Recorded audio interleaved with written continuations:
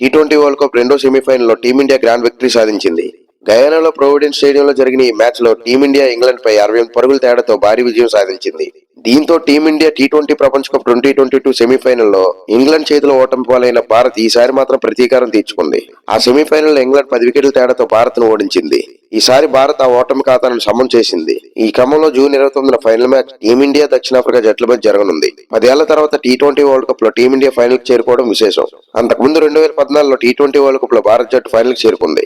ఇక ఈ మ్యాచ్ లో టాస్ ఓడిన టీమిండియా మొదట బ్యాటింగ్ కి దిగింది. ఆ క్రమంలో భారత్ జట్టు 20 ఓవర్లలో 7 వికెట్ల నష్టానికి 171 పరుగులు చేసింది. రోహిత్ శర్మ 39 బంతుల్లోనే 57 పరుగులు చేశాడు. సూర్యకుమార్ యాదవ్ 36 బంతుల్లో 47 పరుగులు చేశాడు. హార్దిక్ పాండ్యా కూడా 13 బంతుల్లో 23 రన్స్ చేసి అవుట్ అవగా, అదే సమయంలో రవీంద్ర జడేజా 17 పరుగులతో అజయంగా ఇన్నింగ్స్ ఆడాడు. అక్షర్ పటేల్ కూడా 10 పరుగులు చేసి నాట్అవుట్ గా నిలిచాడు. కానీ ఆ తర్వాత వచ్చిన ఇంగ్లాండ్ జట్టు 103 పరుగులకే ఆల్అౌట్ అయింది. భారత బౌలర్లు కూడా అద్భుతమైన ప్రదర్శన చేసి మ్యాచ్ ను గెలిపించారు.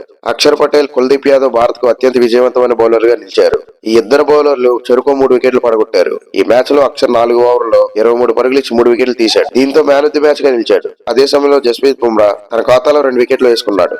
మరోవైపు ఇంగ్లాండ్ తరపున హ్యారీ బ్రూక్ అత్యధికంగా 25 పరుగులు చేశాడు. జోస్ బట్లర్ 23 పరుగులు చేశాడు. వీడియో నచ్చితే లైక్ చేసి ఛానల్ సబ్స్క్రైబ్ చేసుకోండి.